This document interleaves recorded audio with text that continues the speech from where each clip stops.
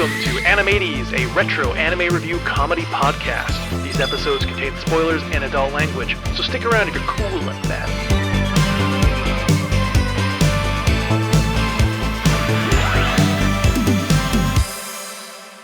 Hello and welcome to AnimEighties, your source for all things retro anime. My name is Mackenzie, joined by my lovely schoolgirl co-host Lindsay. Don't even start with that shit. We do an anime podcast. You can't bring up schoolgirls. I can and I will. No. Oh, don't worry. It's not creepy schoolgirls. It's just schoolgirls. I don't know yet.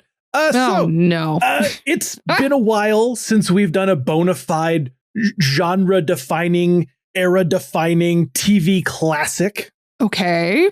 It's also been a while since we've done an isekai. I believe the last one we did was Escaflowne. Probably. Wow, has it really been that long? It has been. We don't do a lot of isekais. I think it's because we both are like, ugh. Yeah, fans of the show know my stance specifically on modern isekais, but if you're new here, modern isekais and their 20-word titles are 90% fucking trash. Pumped out by the dozen strictly to sell booby girl anime merch. Ugh. And that's it. And they're so shallow, and I fucking hate most of them. Again, that's just my opinion. What's that meme? That's my opinion! What is that from? I have no idea. Oh, never mind. I said that's my opinion! Yeah. Oh, it's a Real Housewives of something. It's like a reunion episode. Yeah. That's my opinion! Yep.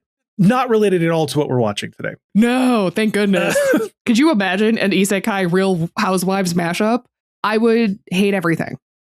But it's from going from like a fantasy world into ours. And it's like, I died and was reincarnated as the Bachelor on a reality show. Could be terrible. No, that's not what we're doing today. However, speaking on isekais, retro isekais are where it's at. They're not all good. That's fair to say. But some of them defined the genre and were like worldwide phenomenon. We got shows like Monster Rancher. We got Digimon, Escaflowne, Fushigi Yugi, Magic Knight Ray Earth. There's so many good ones. And again, some pretty terrible ones. But at least when they were terrible, they were new and terrible, like new ideas. Yeah, they were throwing stuff at the wall, trying to see what was like working and things like that. Yeah, I can totally understand that. Yeah. However, each of those shows I just listed, while they have different levels of fandom, some obviously more than others, there's one thing collectively that they do not share at all. What do you think that is? That they do not share at all? Yep. That feels like a weird thing to ask. I don't know. Some of them don't wear shoes. I don't know. Come on. Give me a metal bikinis. Technically, there are probably some of that in Digimon. We've seen that before. And probably Escaflowne. And I think maybe even at one point with a character in Ray Earth. Okay. No, none of that. I'll give you one more guess. Think outside the box. They can go back home, like in Inuyasha. They actually do share all of that stuff. No, well then, I have no idea that they don't. Some of them are vegans. Sorry, I should have said think outside the box set. The answer to this one is Rumiko Takahashi of Ranma fame. Aha! Oh my gosh, so I was close with Inuyasha. I bought myself the Colors art book from her for Christmas. Yes, you did. It's awesome. Next time I come over, I'm fully looking through it. It is stunning. It's so cool. I highly recommend it. It's expensive. It was like $80 here. I mean, I'm looking at the Vampire Hunter D storyboard art book online, and you can only get it used for like $400. Yeah. I found a figure I wanted from that. It was like, give us $1,200. And I was like, nope. But there was some artwork in there that, as I was kind of flipping through, that just caught my eye. And I was like, oh, that is so damn good. Oh, I want to watch that show. And I was like, oh, wait a second. Why would I watch it alone? Lindsay fucking loves this show. I'll watch it with her. And then my brain went, no, you fucking idiot. You say that every time, like every 4 months you go, no, Lindsay, you love this show. And then Lindsay says to you, I don't know what you're talking about. I have zero nostalgia for this show and have never properly seen it. And this is true. I have done this multiple fucking times. And I'm assuming you know what I'm talking about. You're talking about Inuyasha. I am talking about Inuyasha. I don't know what it is about this show and you that my brain cannot separate. I know. It's weird. I watched one episode when I was a child. One episode. And I keep being like, oh, this is a show you love. Like every time we've ever talked like a guest or this or that, I'm like, oh yeah, you really loved Inuyasha growing up. And you're always like, no, no, I did not. It became a nap show for me last year where I would just kind of like put it on and then nap. So you didn't really get to watch any of it. I watched like the first 6 episodes and then I started napping to it. Oh, well, that makes today entirely pointless, actually. That's fine. Shit. Huh. Well, fuck it. You're watching it again. That's fine. Of course, I spend 2 years thinking you've watched this show and you haven't, and then you watch the show and I have no fucking idea. I have weird watching habits. It's fine. That's fine. This is where we're at. We're doing fucking Inuyasha. I'm excited. We get to see the hair demon lady again. I do love the hair demon lady. Whose love the hair name demon I will lady. never remember. Nope. I clearly don't either because hair demon lady. I'm like, the only names I know is Inuyasha. Not even Kagome, the main character. Now that you said it, I'm like, oh yes, that's her name. But if you had not said it, I would be like, I don't know what her name is. No, fair. Well, for the folks at home, it's a show about a demon boy and a schoolgirl, and the demon boy has dog ears. Mm-hmm. Doesn't that sound enticing? For some of you, it probably does. This is a adaptation of a 1996 manga by Studio Sunrise, and it's from the year 2000. And for some of you who love retro anime, yes, this is 26 years old. That's if you insane. watched it while it was airing, congrats, Grandpa. You're old as fucking balls. Do you have purse ibuprofen and home ibuprofen? Back in my day, anime conventions were only $10. No, mine is like purse eye drops and home eye drops. Oh, I've got a bottle full of like all of my shit to make myself. Yep. I'm like Tums, Advil, Tylenol. Great. Take all 3 at once. You know how it goes. Yeah, it's old. We think of retro anime like, oh, Ranma, 80s and 90s. We talk about things from 2006. They don't feel as old. But for some reason, Inuyasha, when you say it's 26 years old, just kind of like it, because it looks pretty good from being from 2000. And I just never think of it as being this freaking old. Yeah. Every time people are like, these albums are turning 25 this year. And I'm like, how dare you? Yeah. Don't call me out like this. Because it doesn't make me feel bad when it's from the 80s and 90s. Because I'm like, yeah, that's clearly old. Duh. But thinking of something from the 2000s as being able to like already have a master's degree is like crazy to me. Man, what a benchmark. But yeah, if you watch this while it was airing, yeah, you are old. Congratulations. Hope your knees are doing well. How's your back? Wow. Insult our audience, why don't you? How's your acid reflux? Mine's terrible. Oh, man. You know, cool, good things like that. All that awesome stuff. Yeah, but for those of you that have never seen this show and don't feel old by knowing it's this old, it's pretty simple. It's all about Kagome and how on her 15th birthday, she gets pulled by a demon into a shrine well and sent to feudal Japan, where monsters are hunting for the powerful Shaikon jewel that she carries. And she meets the half-demon Inuyasha, who does not like her at all, because she resembles the shrine maiden Kikyo. But of course, after the jewel is broken and it scatters and shatters across the world, they have to reluctantly join forces to recover the shards before evil can claim them. And it's a classic. It is actually a classic. The sheer amount of cosplay you'd see of this in like the late 90s to early 2000s at cons was insane. Every con had like an Inuyasha group like meet up. There'd be 40 people in red suits with giant white hair and dog ears. It was great. Yeah, absolutely. This is a very iconic show. Yeah, I'm pretty sure I have a photo of me with like someone dressed as Inuyasha from when I was like 13. Wow. You're like, oh my gosh, I'm such a fan of your work. I love it when you killed this one demon. Oh my gosh, it was so smart. How's your brother? I want to go to a convention now and talk to the people cosplaying as if they're actually their character. I mean, do it. Excuse me. Can I ask you a quick question? Thinking they're going to be like about their costume or like how they put it together. Sure. And they're dressed as like Freeran. And you're like, how do you handle living for so long and watching everyone die around you? Like, is there something you do to cope, or is it just natural being an elf? And just like, I should film this next con I go to. Do it. Interviewing people in character. I think that'd be great. It's like the woman who like is HR for or occupational health and safety for the Death Star, and she hands out tickets to people. Yeah. I love it. Hell yeah. Yeah. Oh man. Some stats on the show. Because like I said, it's pretty big. The manga ran from 1996 to 2008. It had 56 volumes and 558 chapters. So if you want to collect the whole thing, I hope you have a full ass shelf for it. It's a big boy. Yeah. And the anime had a total of 193 episodes. Because we got an extra like 20 some odd when they redid the ending because no one liked the ending. No, that's unfortunate.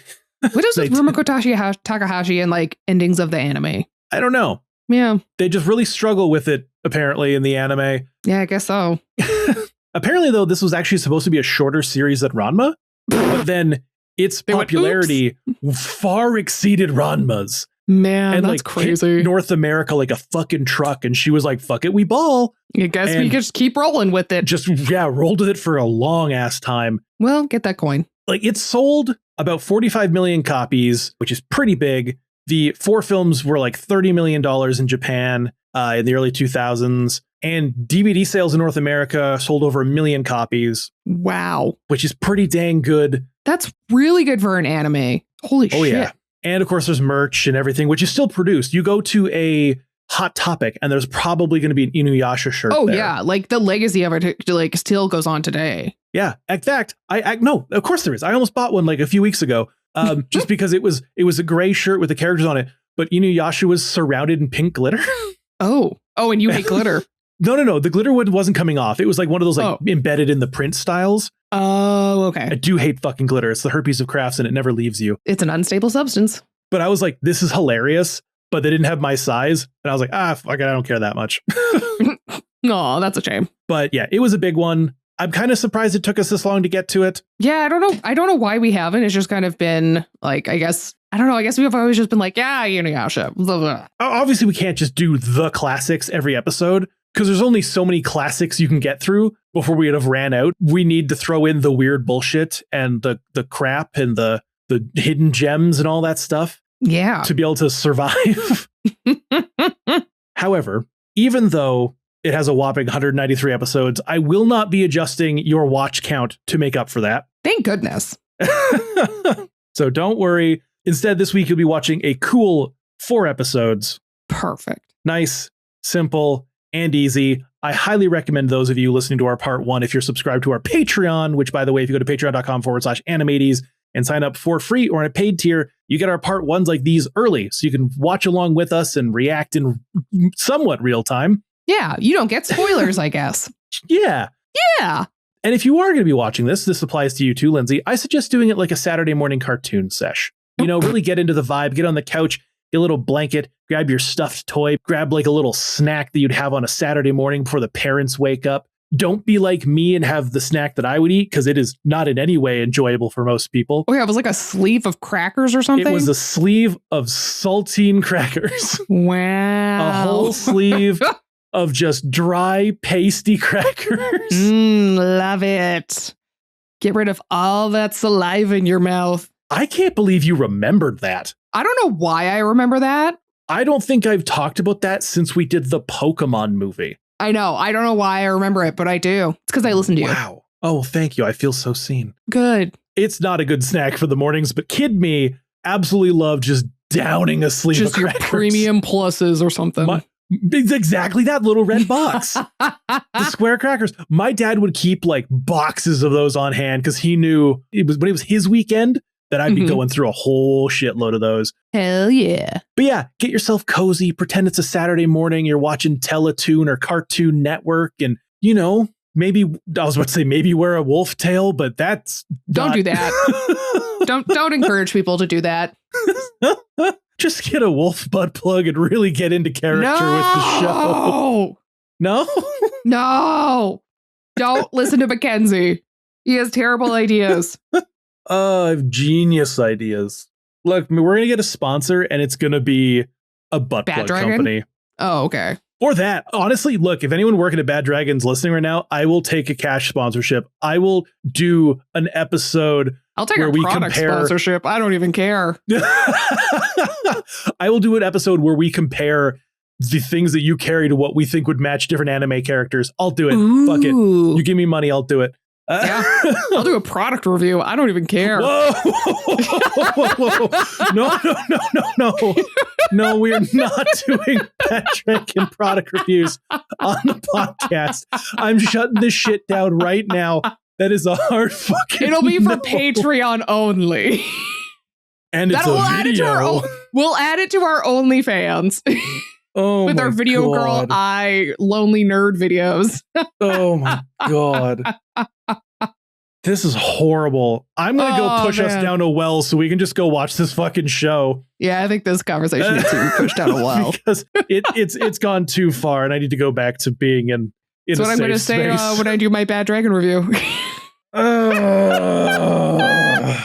Go fucking watch 4 episodes of Inuyasha. Fine.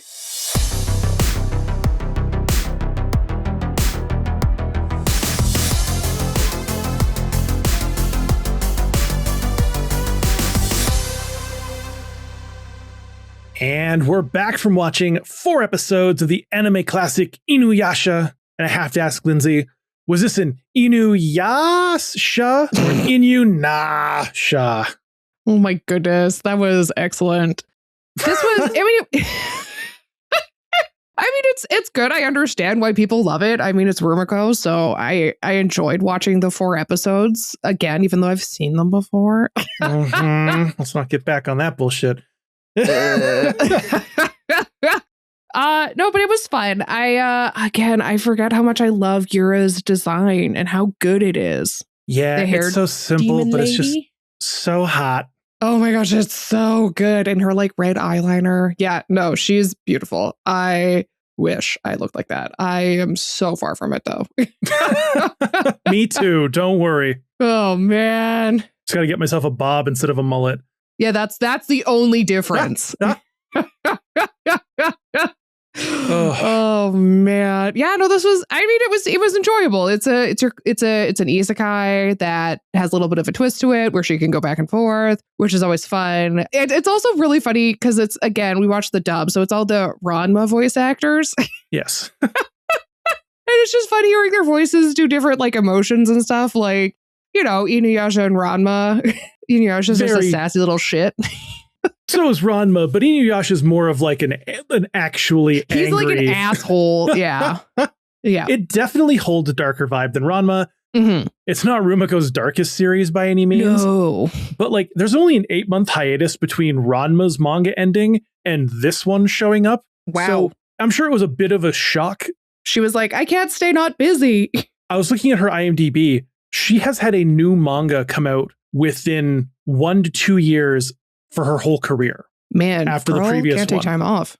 No, but she keeps pace. It's good. She doesn't try to stress herself too much like a lot of other mangaka do. Yeah. But I could only imagine like coming out from Ranma and then like opening up Inuyasha and being like, what? Why is there death and demons and oh, this is so blood strange. and It's so gore? different. What do you mean this guy's chest is hollowed out and there's a crow living in there? Sexy. Yeah. But I'm glad it didn't shatter you into a dozen pieces. No, that's just the current political climate that does that. Hey, yeah. Yay. I just got some water before we started recording. I made sure to get crushed ice. Ooh, yeah. That's very nice.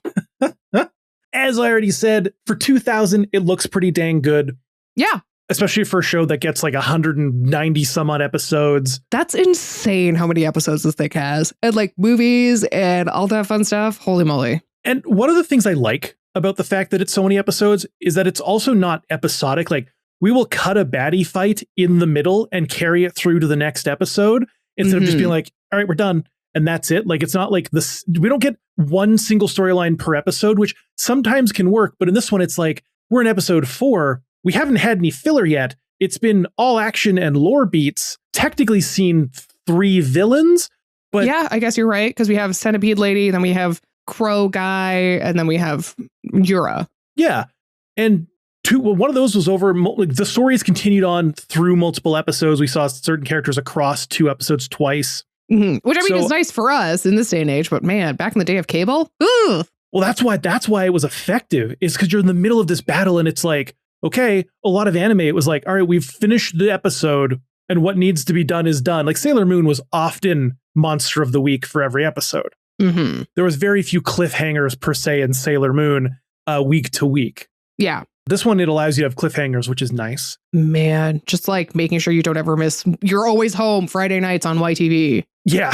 Well, so that you can catch what episode comes next. I made reference to the Saturday morning vibe with Inuyasha. It technically didn't always have a good time slot in America. I was going to say, didn't they say like bitch in this? Its primary, so at one point it had like a midnight time slot. Yeah. Its primary time slot was 5:30 a.m., which is why there's the meme of like, there's so many TikTok accounts, Instagram accounts reliving the meme of their childhood where they'd be like falling asleep after watching late night like Cartoon Network and being woken up by 5:30 in the morning by this frickin' song.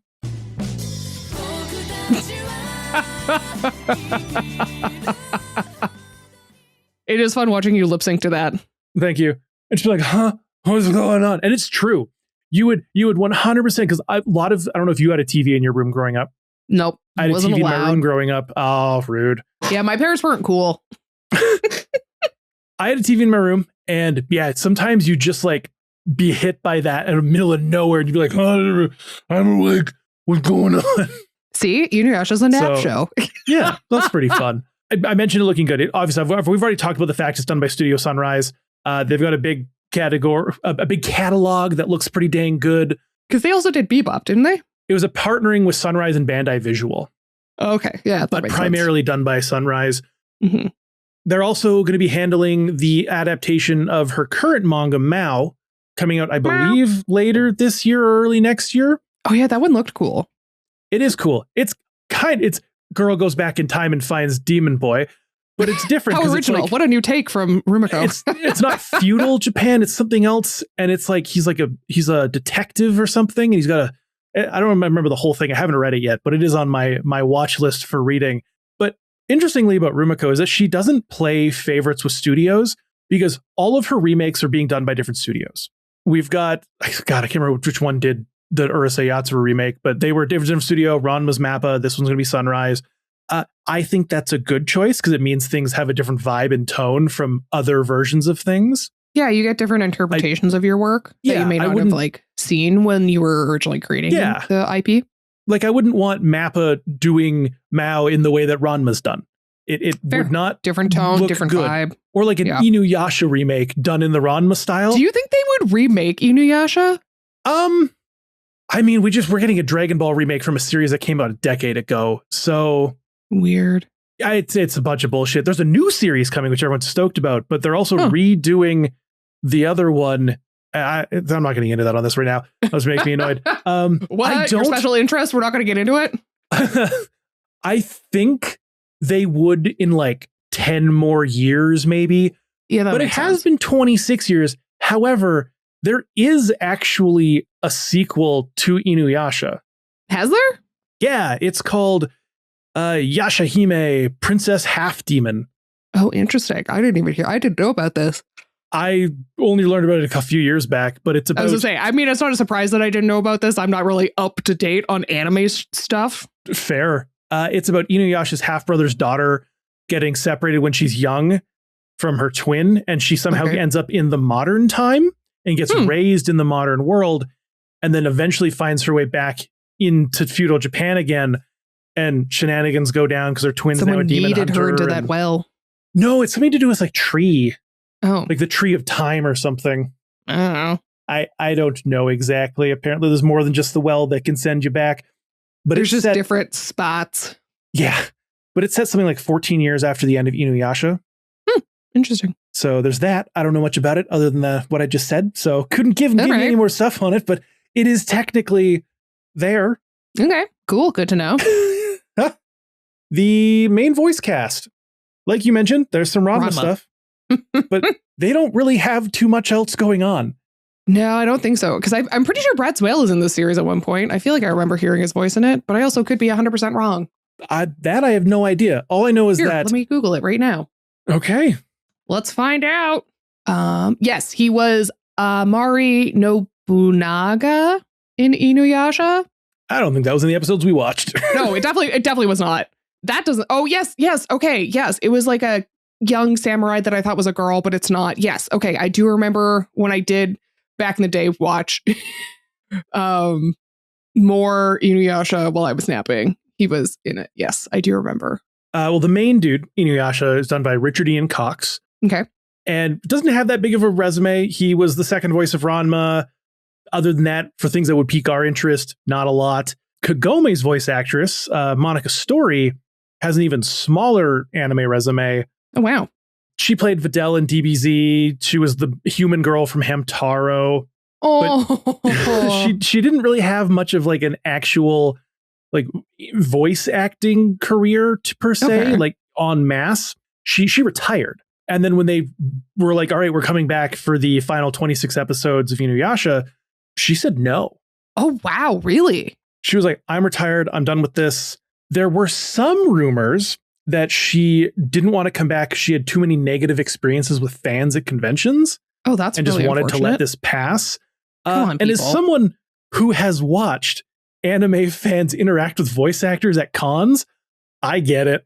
It's good Lord. Some of y'all need human interaction courses. One voice actor I follow on Twitter had to make a post asking fans to stop giving her hentai fan art of her characters as gifts.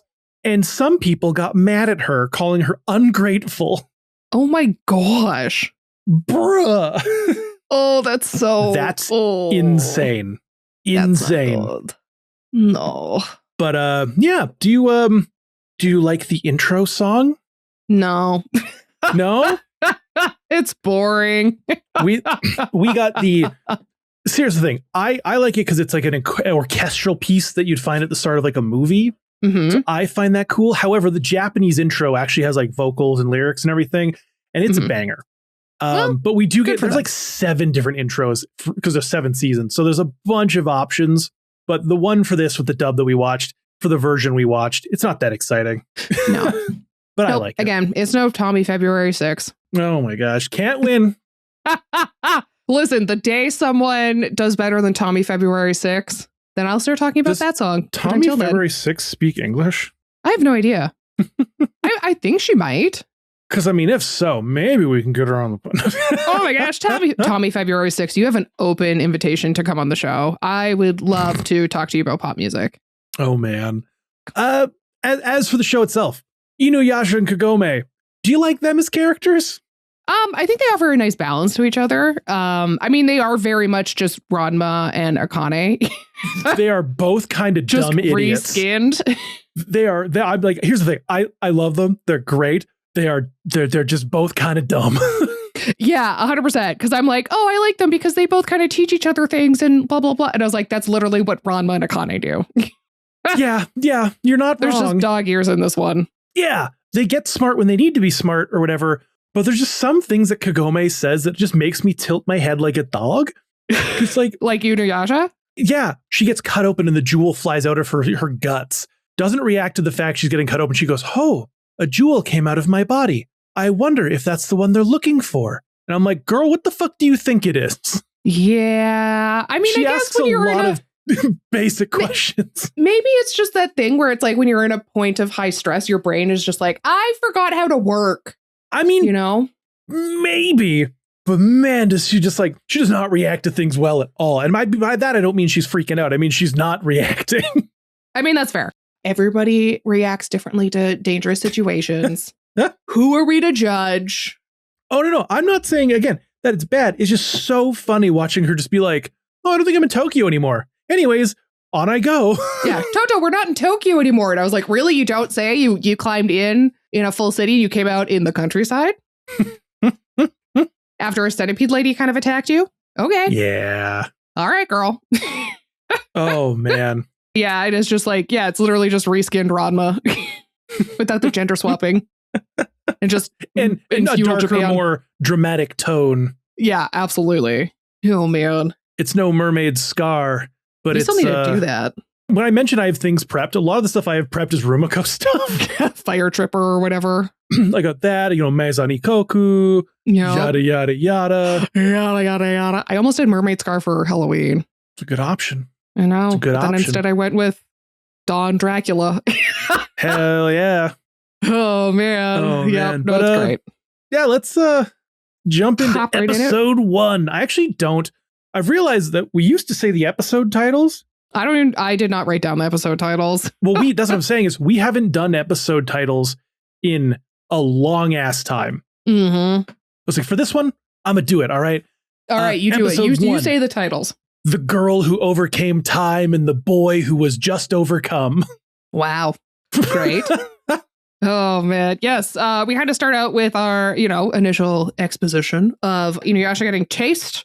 He has a necklace of some sort. He's like, haha, I will finally be rid of my human self and be fully demon. And then some girl named Kikyo is like, I think the fuck not, and shoots him with an arrow into a tree, causing him to be like just kind of stuck there. But in the process, she obtains a mortal wound and dies. Oh no. So that sucks. I like that Inuyasha at the start of this is a bad guy. Oh, absolutely. I mean, like, he technically would still be an antagonist if they didn't have that, like, necklace on him. Oh, absolutely. They got him on a leash, so he's gonna have to be good. But yes, okay. So then we fast forward to, like, modern day Japan, and Kagome is talking with her grandfather about a bunch of merch for their shrine. With a cat. Yep, with a cat, a cute cat. I love it. I love that Grandpa's just peddling, like, fake wares at this shrine. Yeah, Like, he's oh, like, look at this recreation, this whatever, He just keeps saying replica, replica, replica. And she's like, Grandpa, shut the fuck up about replicas. No, who's buying this crap, Grandpa? Yeah, I have no idea. She's with her little brother near a well and falls in because there's something gets activated, like a sacred jewel or something. And then this centipede lady is like, bah, bah, and like pulls her in the well. And it's all crazy and strange. And she's like, oh, I think I just had a hallucination. And then she like climbs out of this well and oh no, Toto, we're not in Tokyo anymore. We're in feudal Japan. Oh no. So she's like walking through the forest and she sees some dude impaled on a tree. So she's like, I should go see what's going on because he's not conscious. And like climbs up and checks on him. And then people are like, what are you doing? Get away from her. Kagome is such a menace because she sees a dude probably dead, pinned to a tree wrapped in like roots and arrows. Yeah. And is like, I want to touch his dog ears. Yeah. And then does it and then goes, well, I did that. Like, yep. What the fuck? This is my thing of like, is she kind of dumb? Like, don't get me wrong. I'd probably want to do it too. But if I see a dead guy in a wood pinned to a tree, my first thought is not going to be, I want to touch his ears. No, absolutely not. So, I mean, there's a bunch of like archers who are like, what the fuck are you doing? And they tie her up and take her to the village because they're like, well, she can see him and touch him or whatever. She's obviously a demon. And they're like, no. So the elder comes and like checks her and throws holy water on her and blah, blah, blah. So they're like talking to her and stuff like that. And turns out this elder is the younger sister of Kikyo, who we saw at the beginning of the episode. Yep. So she's like, why do you look so much like my sister? But plot twist, we have no time to discuss that because Centipede Lady is attacking the village again. Oh no. Sexy Centipede Lady. That's what you find sexy? No. Okay, no. I was about to be like, I mean, to each their own, but I'm not rubbing one off to that. No, definitely not. That was the sarcasm response of, sexy bug lady. I don't know, she's topless. I was like, who knows? She's titties out. She is titties out. She does have multiple hands. She could do a lot with those. Depending on what you're into, she has a long tail. Never mind. Bad dragon. Exactly. Oh my gosh. Yeah, it sucks. I love that, like, it's episode 1 and they're like, here's a giant fucking naked bug lady. They were like, we're just going to fuck shit up, like, right off the bat. Yeah, here's the vibe. Deal with it. Ride or die. Yeah, exactly. Yeah, like, it's like, damn, okay. Yeah. So yeah, they decide they need to lead the demon to the well that Kagome fell through. And so she's like running there. And Inuyasha's like, oh, I think I'm going to stir from my slumber. I don't know why he sounds like that. He definitely doesn't sound like that. That's Inuyasha to you. That's Inuyasha's voice. And then he goes, hello, princess. Oh, princess, do you think you could put his arrow from my shoulder? Princess. Be a good little disco kitten. I have such a migraine. Oh, man. Please come help save Inu Daddy.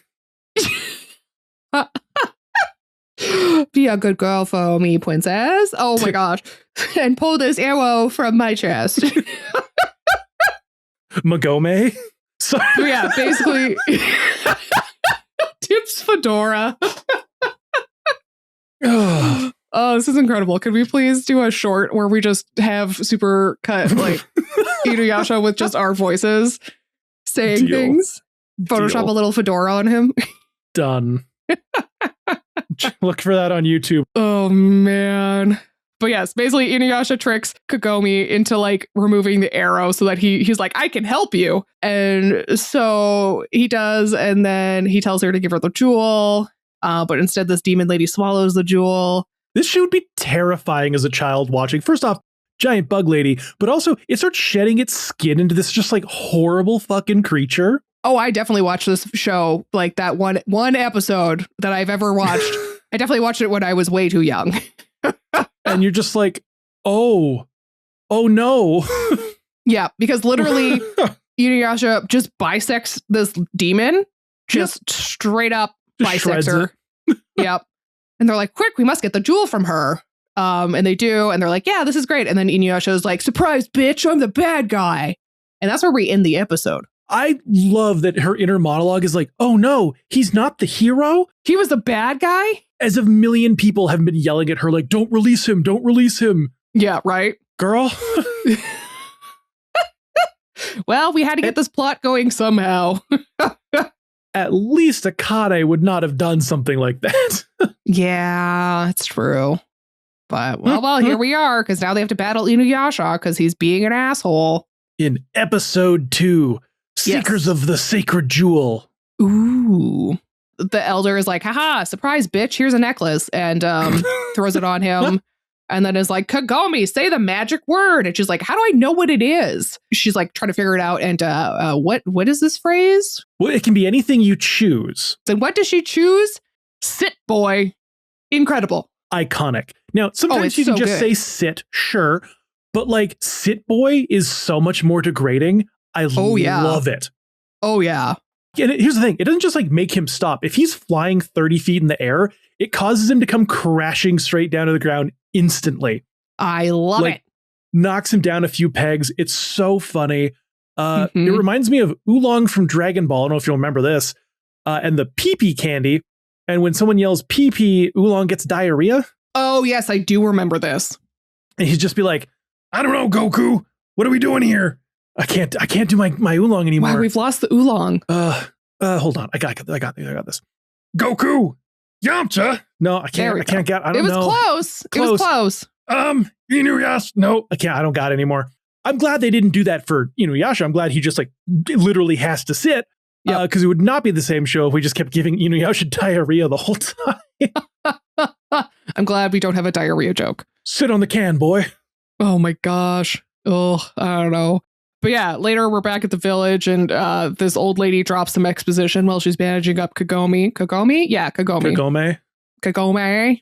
You know, about like, oh, I'm the little sister of Kikyo, and blah, blah, blah. She died after she shot you to that tree. And, you know, Kagome is the reincarnation of Kikyo, and, you know, all that fun stuff. Yeah, it's gotta suck to like wake up and learn it's been 50 years, and also that the girl you're secretly in love with is dead.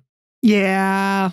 I don't know if you know that. That might be a major spoiler. No, I figured so. Okay, because of this is the early 2000s. Are you kidding? Women can't be in shows unless they're a love interest. The longing stares every time her name is mentioned.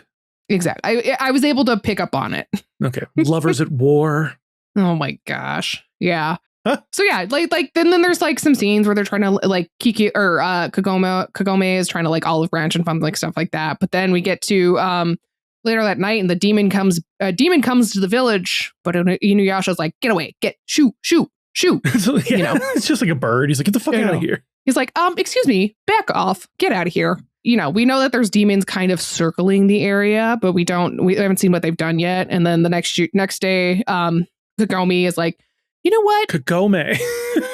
Did I say Kikyo or Kagome? You keep saying me, Kagome. I know, it's because that's how I wrote it. That's how it's spelt. I know, I'm just Kagome. dumb. Kagome. It's fine. Kagome tries to run back home to go through the well. She gets kidnapped by a bunch of thugs. And then there's like this big dumb thug who's like, I want the jewel. And he like pulls out his katana and like tries slicing her and dicing her, but he's kind of he's kind of a big dumb idiot. And you think that is an understatement. Yep. Yeah, and you think like that's just his character. But also at the same time, you're like, how is this the leader of a gang and he's a big dumb idiot? So you're like, something must be up. And turns out one of those crows that we saw from the night before has like dug into his chest and basically taken his heart out and taken control of him. And so he's trying to get the jewel. Kagome throws the jewel out the terrible building. Idea. Yeah, terrible very bad idea. I love that she starts helping these men that were like that kidnapping her and like lifting her skirt up and shit. I'm gonna tell you right now, I don't care what happens and what situation I'm in. If I wake up in a kidnapped room, I'm not gonna help my kidnappers just because their boss goes crazy. I'm gonna leave them for fucking dead. Not at all. I'm getting the hell out of there. But even they were like, oh, you're helping us? Great. You're our boss now. They keep calling her boss. And I'm just like, I know. I love that. But it's also like, wow, guys, your allegiances are very weak. Yeah, pretty much. Oh, man. But yeah, Inuyasha is able to track her by her scent and shows up and he's like, let's do this. He loves punching things in the chest. Exactly. So, you know, he does that. The crow flies out. But then you think, oh, the crow's going to leave. No, it picks up the jewel and swallows it. And it's like, oh, son of a... And crap. Snatches a child.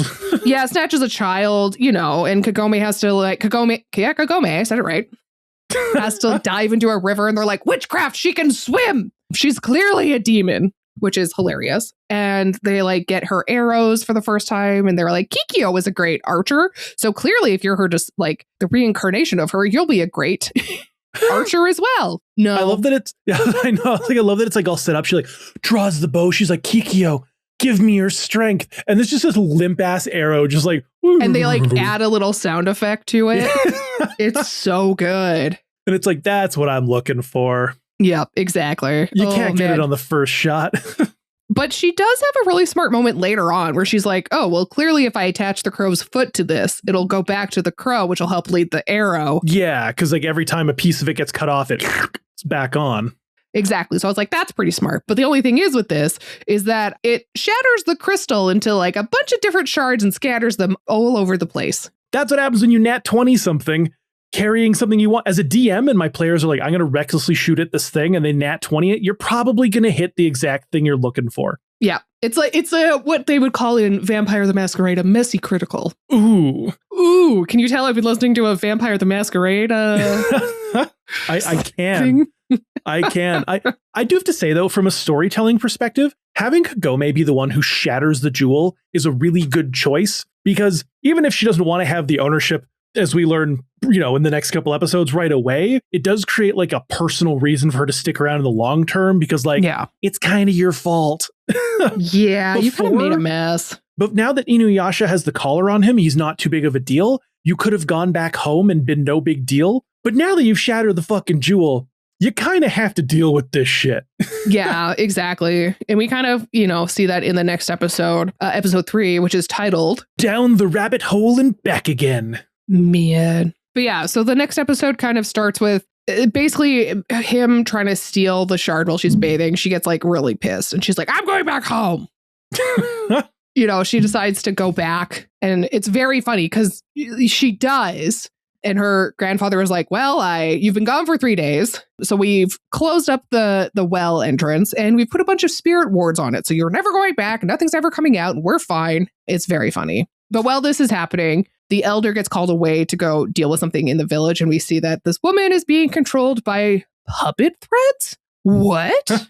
I love bodies being used as puppets as like a horror trope. Oh, it's so cool. It's gross that it's loose hair. But like, other than that, it's a very neat effect, because it's like you don't want to attack them because it's not their fault, but also like survival of the who doesn't want to die the most. Yeah, like your hands are kind of tied. I don't know. As are theirs. And unfortunately, theirs are being controlled for murder. Yes, by Yura the hair demon. Ooh. Yeah, no, it's pretty weird. It's definitely pretty weird. So kind of through this impending threat, like we have a battle scene where Inuyasha is with the elder trying to defeat the strings and the hair that's controlling the villagers, but they're not really that doing they can't see. Yeah, they can't see it. And so he takes the elder and kind of buries her because she was harmed in this battle. And I laughed very hard because she's like, I'm not, it's that Monty Python, I'm not dead yet. And he's like, well, think of it as a hiding place then. Yeah, exactly. So he like puts her in a shallow grave. She's like, don't you dare forget about me, Inuyasha. Yep, which is great. So obviously shit's going down. So Inuyasha's like, okay, well, she was going to a well, so maybe I'll go there. And he goes to the well, and it's very funny because the grandfather at dinner is like, you don't have to worry about anything ever again, blah, blah, blah. And then, of course, Inuyasha walks in, and he's like... bursts through the doors, the Kool-Aid man. He's like, oh, yeah.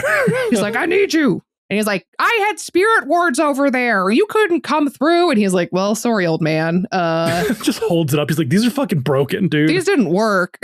And so...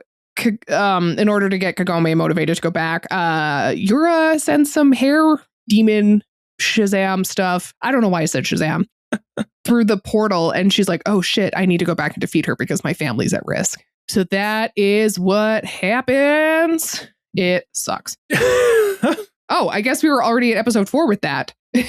So what was episode 4 called? Episode 4 is called Yura of the Demon Hair. There we go. That's what it is. We also kind of get Yura in her little haven or whatever. Yep.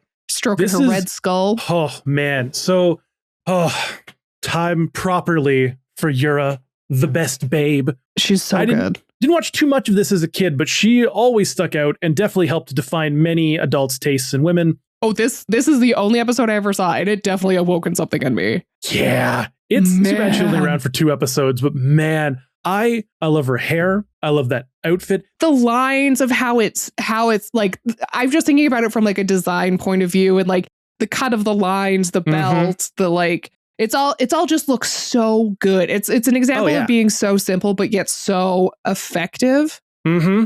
Good heavens. Also saucy personality. Gotta love that. Oh yeah. The voice actor totally sent it. Yeah. And little red bow and everything in the hair. Like it's such a great design. I just like kid me just seeing like the cleavage on TV. I was like, oh, good heavens. Yeah. Scandalous. The cleavage really makes it. Speaking of cleavage, I just saw the figurine that you sent me from what we're watching next week. And those, the boobs aren't even, they're just, oh my gosh, they're ridiculous.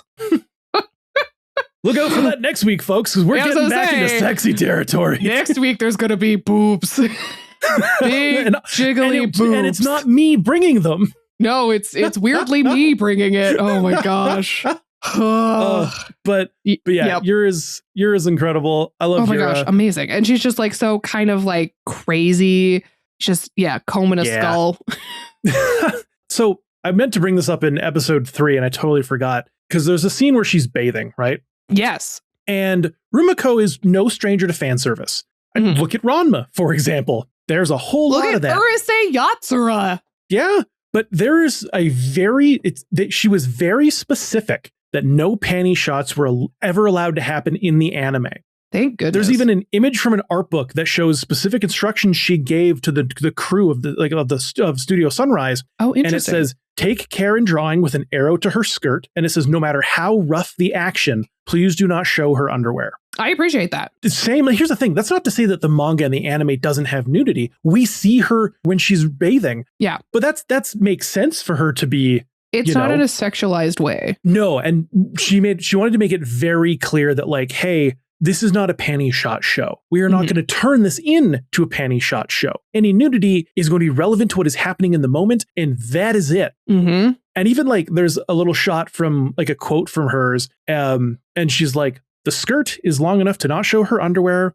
It's barely long enough. But like she wants it just long enough to not show it. Man. And then she goes, people ask me why she doesn't wear slacks instead. Because I don't want her to. And I was like, you know what, Rumiko? What you ask, you get. I'm not going to question it. You made your law on upskirt panty shots. I think it's a good law to make for your specific show here. Mm-hmm. And we don't really get that in Ranma either. We get obviously fan service here and there, but we don't get panty upskirt shots. Mm-hmm. It would not make sense for Inuyasha to have an ecchi element to it. Yeah, I agree. At all. On another note, Going back to modern day Tokyo in the 3rd episode is a very bold choice. I was like, oh, isekai is over.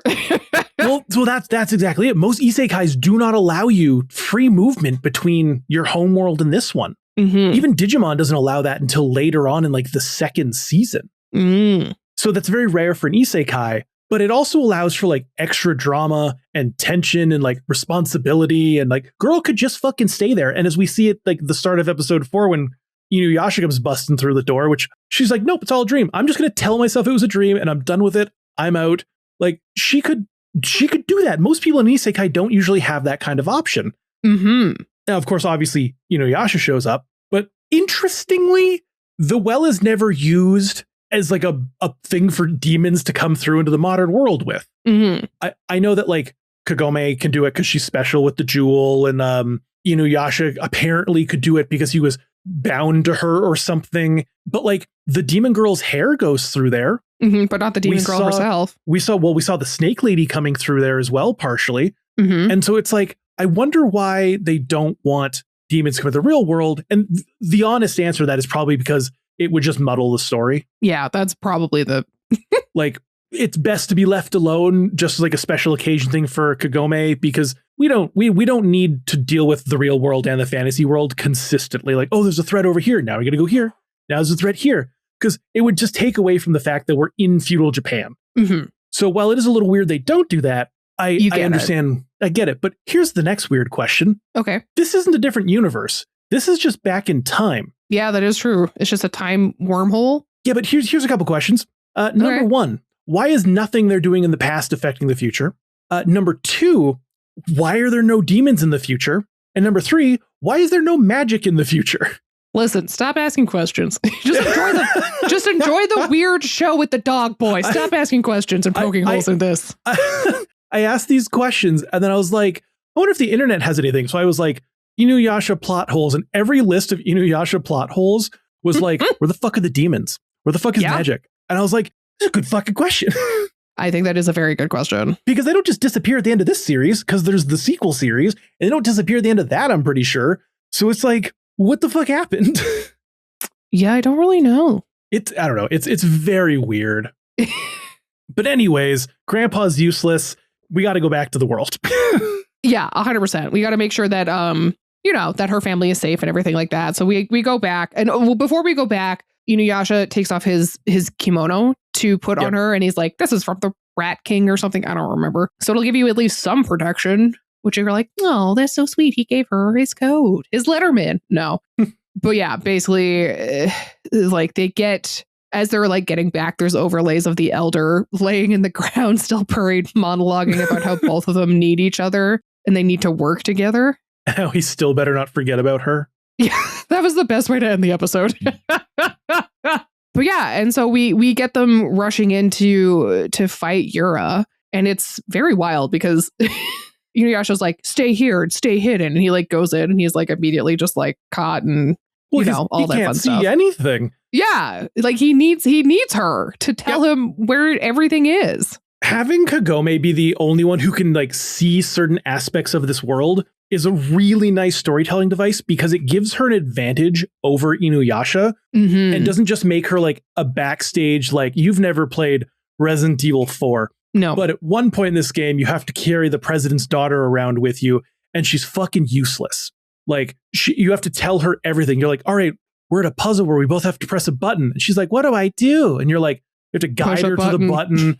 She constantly gets picked up by cultists and take away. And she just screams and kicks and yells. And I'm like, you'd be like, you can just die. Yeah. Unfortunately, that ends the game. So I'm like, I could not watch Inuyasha if Kagome had zero abilities whatsoever and was just there to basically just be the girl face of the whole thing. Yeah. So I'm very glad they give her this extra ability. Well, what it is it's making Inuyasha be like, you actually can't do this without her. Yep. You need her to succeed. Yeah. Oh, you want to fight all these demons? That's great. What about the demons where you can't see things? Mm-hmm. What about the demons where they're going to require her to find pieces of the jewel because she's connected to it and yada, yada, yada. Like she's your homing rod, my guy. Mm-hmm. You're going to need her. Deal with she needs you. Yeah. Also, Another thing I love about Yura's design is that she has short hair, because usually hair-powered demons have these like massive heads of hair, like for example in Dandadan. Oh yeah, you're right.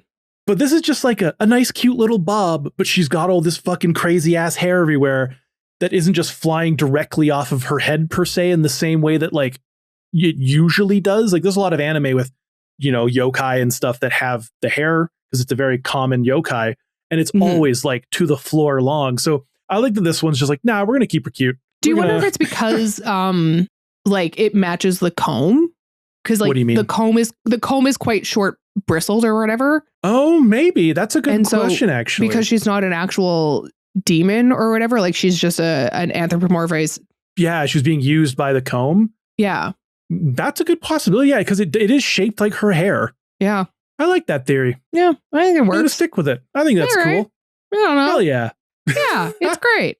Like after this, her hairball Haven comes up and starts causing havoc, which is hilarious. That she lives in a hair of like a hair cocoon full of skulls. I was like, girl, badass, love it. And I'm sure I could figure this out if I just Google it. But my headcanon is that it's not her own hair that she's using for any of this. It's the hair of all of the skulls and people she's scalped. Yep. And maybe that's a true fact. I just didn't feel like researching it. Someone will tell us. But this is like, it's pretty gruesome for a kid's show because like there's headless people everywhere. Just like all these scary skulls. Yeah. You know, she's like, her hand gets cut off. You know, there's a lot of, this whole entire battle is quite crazy. Like Kagome, to help Inuyasha see where like the hair is, lets herself get cut by it so the blood drips down the strands. Like, good job. Like that's some top tier thinking. Yeah. But also like, sheesh. Yeah. Like no wonder this was midnight and 6 a.m. I was going to say, there's a reason this was on later, not in prime time. Which is funny because like I said, it feels like a Saturday morning cartoon, but it's also in no way a Saturday morning cartoon. Yeah, exactly. Like it's all just crazy. So like as this battle continues, Kagome kind of figures out that like, oh, we need to defeat the Red Skull because that thing is like her power or something, which I mean makes sense. It's kind of like one of these things is not like the other. Oh, and when we mentioned it, she got really, really mad. Oh yeah, but also, and again, this is just me simping again here. As a kid watching cleavage goth baddie licking blood covered blades. Yeah. Again, we've already said it, but there's a reason why millennials have an affliction for goth women. Millennials are fucked up by goth women. We can all blame Rumiko Takahashi for it. Even like jocks and like sports bros. You go to a convention and most of the sports bros walking around looking miserable are fine because they've got a goth hottie in cosplay with them. Like it's a weird dynamic, but this seems to be how it is. Oh man. But yeah, I kind of like how, I don't know. I have mixed feelings about this ending because like I love how they defeat her, but it also just felt like we're running out of time. We need to defeat her now. And Kagome takes an arrow and just starts stabbing the skull, trying to break it. Well, like moments before Inuyasha like punches a hole through her chest and she's like, you really think that? And you're like, oh, this is it. And it's like, no, that doesn't. She can take a whole fist. Nope, that's not how I want to say that. She could take a whole fist through the chest and still keep going. So you're like, this bitch is badass. But yeah, no, as soon as the skull gets smashed, she well, it's not the skull, it's the comb inside.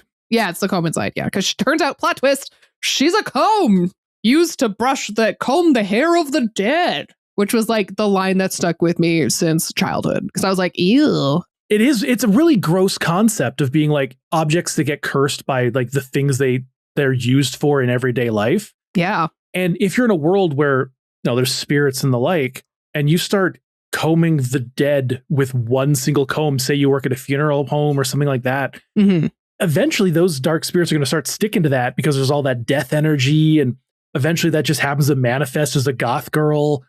You know, there's transference, and now it's just a goth baddie with the low cut top on. Exactly. Yeah. That comb knew what it wanted and it manifested it. Oh man. Yep. Cursed objects. They're gonna get you. Yeah. I don't know. So that's the end of the 4 episodes. You know, obviously there's some iconicness of it. If I've only seen one episode and it's still stuck with me to this day. Yeah, well, there's like that plot development of like, now you have to go out into the world and find your jewels. And I appreciate that it's episode 4 and we're getting to like the main crux of like, here's what you have to do, because it means, because like I already said, we didn't get a bunch of filler leading up to this. So even though there's 196 episodes, I'm sure there's filler here and there, of course. But Yeah, the intro absolutely. didn't throw us around with a bunch of dumb shit we didn't need to do. It was like enemy, enemy, enemy. Oh, you broke the jewel. Guess what? Now there's a million enemies. Go deal with it. Yeah, there's a lot And of so them. that's pretty sweet. Yeah. So then the big question is, Lindsay, what do you think the fans of Inuyasha rated the show? Okay, that's a good question. So, I mean, it obviously was very successful if it has 193 episodes and multiple movies and all that fun stuff. And just thinking back to, you know, how many people I saw dressed up as this or all this merch and stuff like that. So it's going to be high. Do I think it's broken 8 territory? That's a good question. You know what? Fuck it. Yeah, it's broken 8 territory. I'm going to say this is like an 8.03. You're close, but it actually didn't break the 8 territory. It didn't. Okay, so what are we at? Its popularity is number 249. It's ranked number 959, but its official rating from 412,000 reviews is 7.87. Oh, wow. Okay. I mean, that makes sense. I could see that. Oh, yeah, because it is like an older series, so I guess people wouldn't. Yeah. Like, of the reviews, there's 136 recommended, 25 mixed, and only 12 not recommended. All right. It's, again, this is kind of that curse of mal reviews where like some people are like, oh, I really liked the art style. The sound definitely contributed to the feeling of the series. I like the characters and their development. Rating 4. So wow. some people don't quite know what they want. But again, if you listen to our reviews of things, we'll say one thing about a type of show and then completely say something different. So we have no consistency. Fuck if I know what I'm talking about. Exactly. Fuck if I know what we're talking about. Yep. But what would you rate the show? I know you're fucking hard to get anything out of lately. I know. And I'm like, I didn't ever, like, I think I watched like 12 episodes and was like, I don't care about the rest of this. So like, it's not enough to like catch my attention and get me to like keep going and keep watching any of it. It's no Paddlero. Have you finished that yet? No, I'm still on like episode 14. No, I have a Steam Deck now. So that's what all my time goes towards is playing Baldur's Gate. Yeah. And Boyfriend Dungeon. All right. What do you rate it? Oh, gosh. I don't want to answer this question because people are going to get mad at me because I'm like, I won't watch more of it.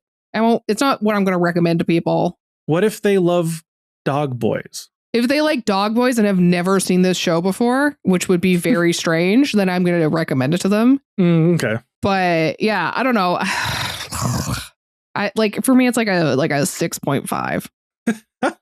That's like a generous 6.5. That's close to the rating of the sequel, Yashahime Princess Half Demon. Oh, well then. Which was a 6.69. Nice. But all right, that's fair. I mean, for you, anything above a 6 is a good rating these days. So I'm sorry. No, it's fine. You're allowed to adjust your scale. And again, this isn't everyone's cup of tea. It's an isekai. It's a very specific audience who really, really loved this.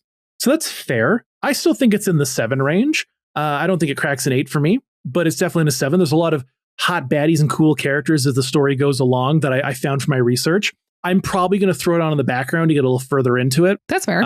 Just because I'm curious now because I've got that stuck in my brain of, I guess I should get at least to a little further than where I've actually seen. Mm-hmm. But you heard it here, folks. 6 point whatever Lindsay said. 5. 6.5, a generous 6.5 specifically. Yep. And if you don't like that review, you should continue that anger and listen to some of our other series that we've reviewed. Because I guarantee some things you love, we've hated. And some things you've hated, we've loved. So go back and check out our 151 other episodes. It's just like the first version of Pokemon. You got to catch them all, baby. Oh my gosh. And if you do, you get a reward. And the reward is your Spotify Wrapped saying that you're a top fan. Woo! Hell yeah. But if you want even more of the podcast, you can check out our Patreon at patreon.com/AnimEighties, where we've got a bunch of bonus episode. We've got pre-banters or little mini games we do before we record. You get access to our Discord and a bunch of other stuff. And you can get all that whether you sign up on the free tier or the paid tier. But if you want to throw us a bone, dog reference, Inuyasha. Oh, look I see what you did there. If you want to give us some shards of your Shaikon jewels you make every single week, That's not good either. Give us money if you feel like it. If Please not, do. that's cool too. Yep. But one of the benefits you do get is you do get a shout out on the podcast, and you can make us say whatever you just happen to put in here.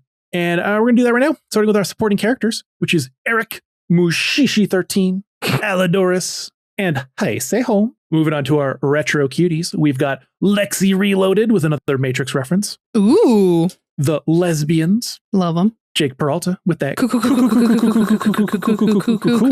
Cool. You pigeon? Cool. We've got Matthew, Squishy Taters, Cammy Chew.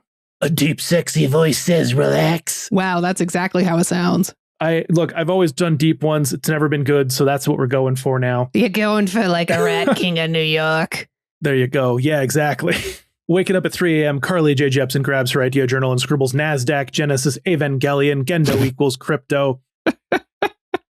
Look out for a Patreon episode in the coming however many months it is until this comes out, but there will be a 13-minute episode of Evangelion launching as part of the anniversary, focused on Asuka herself, that I'm sure we'll have a little watch of. Yes, this is a continuation of Eva, Lindsay. No. And it's all about Asuka, baby. Let's go. It's only 13 minutes. It's okay. It's only 13 minutes. How many crotch shots are we going to get?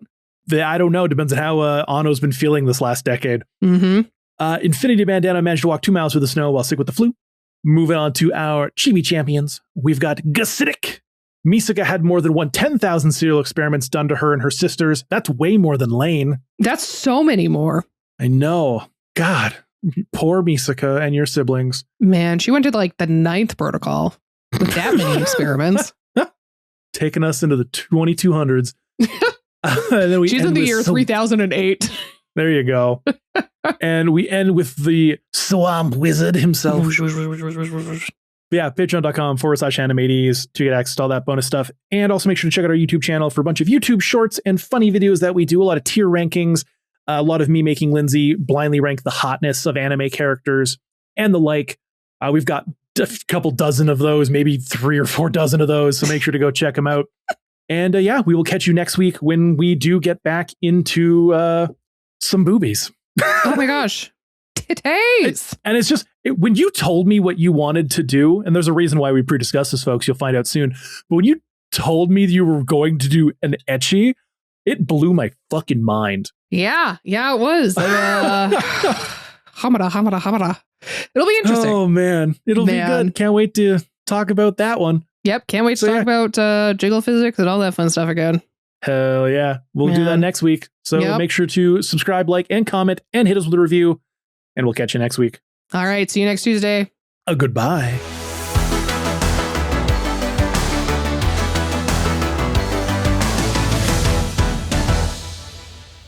I hate my dress.